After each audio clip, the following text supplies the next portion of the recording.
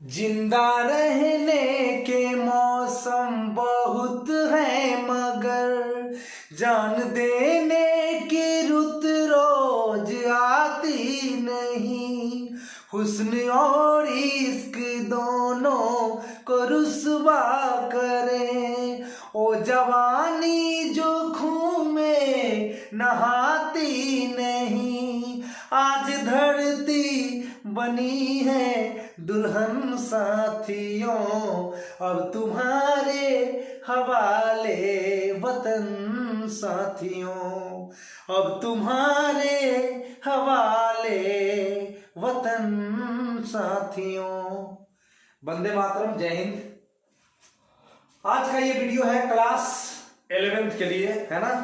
चलिए, तो हम लोग बात करेंगे सेट चैप्टर में। सेट चैप्टर समुच्च के अंतर्गत हम लोग पहला एक्सरसाइज पढ़ लिए हैं। दूसरा एक्सरसाइज का इंट्रोडक्शन आपको बता दिया गया है, मतलब उसका फॉर्मूला कानून। इंट्रोडक्शन का मतलब फॉर्मूला का सूत्र वगैरह बता दिया गया है। आज हम लोग 1.2 का क्वेश्चन नंबर 1, क्वेश्चन नंबर 2 और क्वेश्चन नंबर 3, इस वीडियो में 3 क्वेश्चन देखेंगे जो बहुत ही आसान है। बस बुझौती है, बुझते चल जाना है ना। तो आप लोग रिक्त समुच्च का मतलब जानते हैं? नहीं जानते थे, एक बार फिर से बोल देते हैं। ऐसा समुच्च जिसमें एक भी सदस्य न हो उसको रिक्त समुच्च कहते हैं। ऐसा समुच्च जिसमें एक भी अवयव न हो उसको रिक्त समुच्च कहते हैं। आइए, तो यहाँ क्वेश्चन हमसे पूछा है कि निम्नलिखित में से कौन से रिक्त समुच्च के उदाहरण है। यहाँ हमारे पास कुछ सेट दिए गए हैं और बताना है कि कौन से रिक्त समुच्च है। रिक्त समुच्च का मतलब एम्पटी सेट। एम्पटी का मतलब खाली होता है, खाली, बिल्कुल सदस्य नहीं होना चाहिए। तो लीजिए, पहला क्वेश्चन है, 2 से भाज्य विषम प्राकृत संख्याओं का समुच्च। लीजिए, 2 से कटना भी चाहिए, भाज्य का मतलब विभाजित होना चाहिए, और विषम संख्या होना चाहिए। तो विषम प्राकृत संख्या तो हम लोग जानते हैं कि 1 होता है, 3 होता है, 5 होता है, 7 होता है, 9 होता है, 11 होता है, 13 होता है। इस तरह से 2-2 बढ़ाते जाइए, 15 होगा, 17 होगा, 19 होगा, 21 होगा। ये सब विषम संख्याओं का संसार है। लेकिन अब इसमें कोई भी संख्या 2 से भाज्य तो नहीं हो रहा है। विषम प्राकृत संख्या तो बहुत है, अनगिनत है, लेकिन सवाल है कि 2 से भाज्य होना चाहिए। तो भैया, ऐसा कोनो विषम संख्या नहीं है जो 2 से भाज्य होता हो। तो मैंने लिखा है कि इस सेट में एक भी सदस्य नहीं है, अतः यह एक रिक्त समुच्च है। यह एक रिक्त समुच्च है, क्योंकि ऐसा एक भी विषम प्राकृत संख्या नहीं है जो 2 से पूर्णतः विभाजित हो। तो आशा करता हूं अच्छे से समझ आ गया होगा। अब है सम अभाज्य संख्याओं का समुच्च। सम भी होना चाहिए, अभाज्य भी होना चाहिए। तो अभाज्य संख्या के बारे में आप लोगों को पता होगा, नहीं पता होगा तो अभी जान लीजिए। जो संख्या 1 से कटे और स्वयं से कटे, जो संख्या 1 से कटे और स्वयं से कटे, तीसरा संख्या से ना कटे, उसको अभाज्य संख्या कहते हैं। अभाज्य संख्या का अंग्रेजी होता है प्राइम नंबर। तो सम अभाज्य संख्याओं का समुच्च बोला है। तो सम अभाज्य संख्याओं का समुच्च, इसमें एक सदस्य है। 2 एक ऐसा संख्या है जो सम संख्या भी है और अभाज्य संख्या भी है। कहे कि 2 2 से कटेगा, अन्यथा 1 से कटेगा। तो अभाज्य संख्या भी हो जाता है 2 और सम संख्या भी हो जाता है। तो इस सेट में एक सदस्य है, और जब एक सदस्य है तो यह रिक्त समुच्च नहीं है। अगला सवाल, x such that x एक प्राकृत संख्या है। चलिए भाई, x एक प्राकृत संख्या है, और क्या बात है, x छोटा है 5 से और साथ ही साथ x बड़ा है 7 से। अब बताइए, कौन ऐसा प्राकृत संख्या आपको मिलेगा जो 5 से छोट होना चाहिए। अब 5 से छोट का मतलब हो गया 1 2 3 4। जब x 5 से छोटा होगा अपराकृत संख्या होगा। तो 1 2 3 4 इतने ना होगा। अब इसमें से कौन संख्या है जो 7 से बड़ है? तो 1 7 से बड़ ना है, 2 7 से बड़ ना है, 3 7 से बड़ ना है, 4 7 से बड़ नहीं है। तो भैया इसमें तो एको सदस्य नहीं है। ऐसा ना झमेला डाल दिया है कि 1 से एक प्राकृत संख्या होना चाहिए, 5 से कम भी होना चाहिए, 7 से ज्यादा भी होना चाहिए। तो ऐसा दुनिया में एको को प्राकृत संख्या नहीं है जो कि 5 से कम हो और 7 से ज्यादा हो। तो भैया हमने लिखा है कि इस सेट में कोई अवयव नहीं है, अतः यह एक रिक्त समुच्चय है। It is an empty set, यह एक रिक्त समुच्चय है। अगला क्वेश्चन है y सच दैट y किन्हीं भी दो समांतर रेखाओं का उभयनिष्ठ बिंदु। अब लीजिए, उभयनिष्ठ बिंदु को अंग्रेजी में हम लोग कहते हैं कॉमन पॉइंट। उभयनिष्ठ बिंदु को अंग्रेजी में क्या कहते हैं?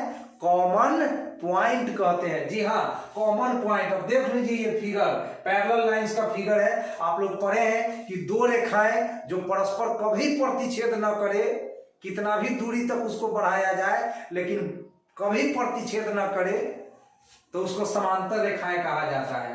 तो जब दो रेखाएं आपस में कटवे न करेगा तो फिर उभयनिष्ठ बिंदु आएगा कहां से?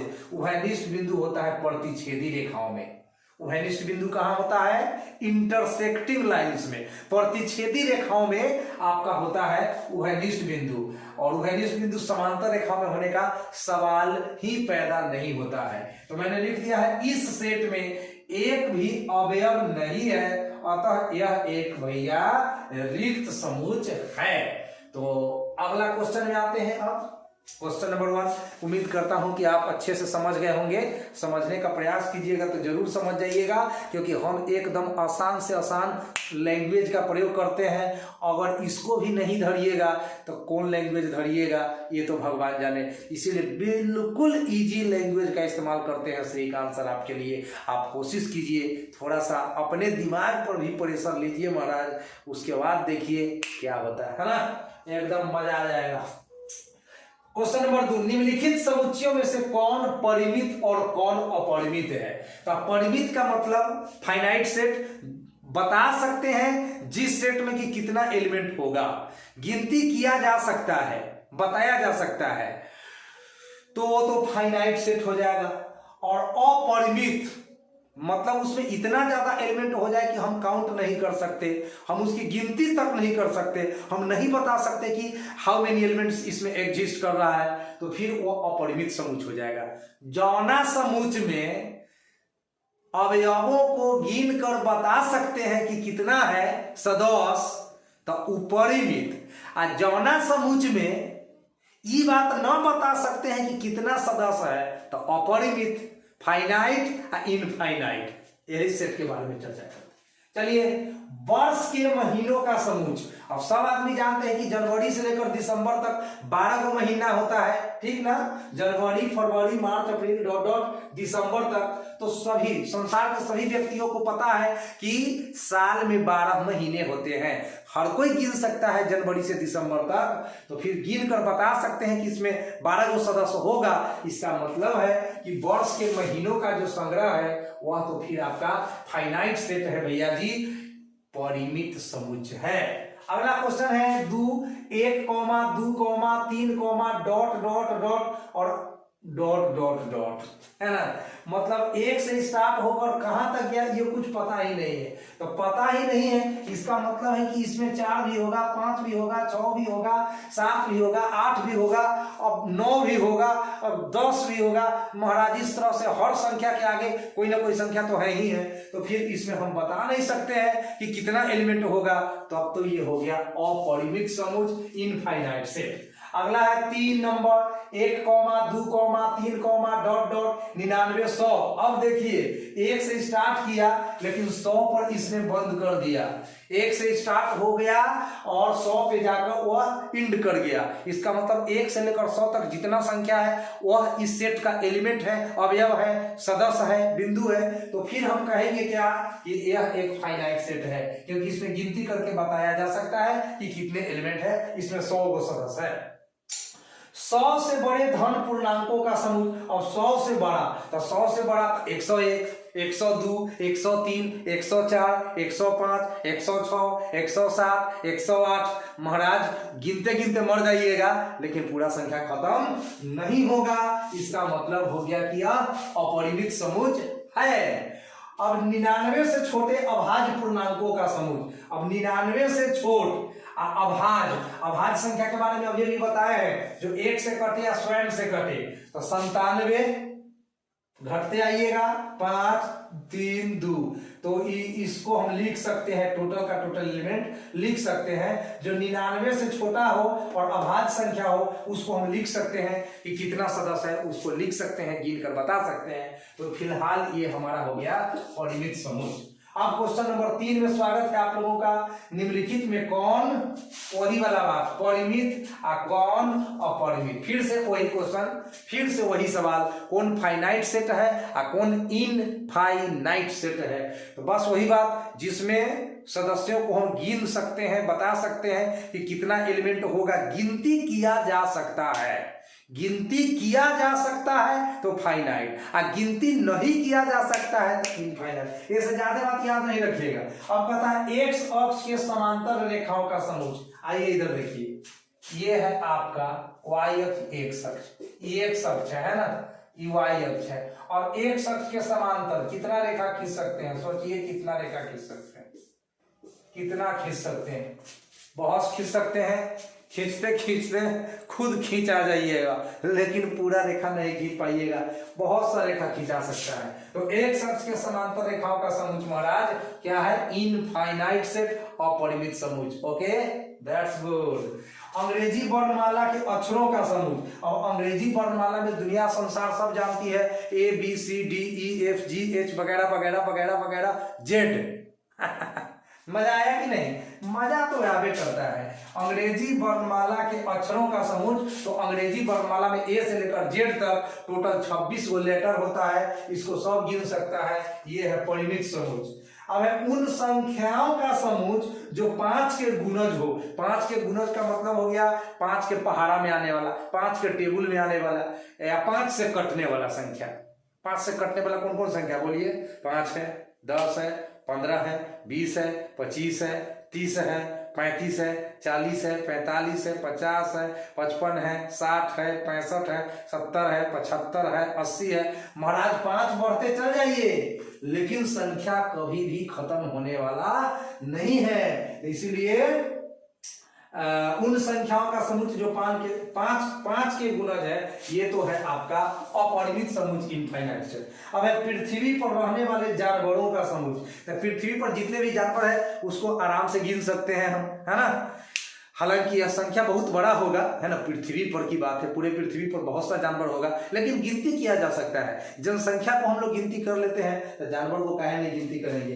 तो पृथ्वी पर रहने वाले जानवरों को हम गिन सकते हैं, बता सकते हैं कि कितना जानवर पृथ्वी पर है अवेलेबल, है ना। तो यह एक फाइनाइट सेट है, यह परिमित समूह है, ठीक है कि नहीं। अब है मूल बिंदु 0,0 से होकर जाने वाले वृत्तों का सेट। चलिए भैया, मूल बिंदु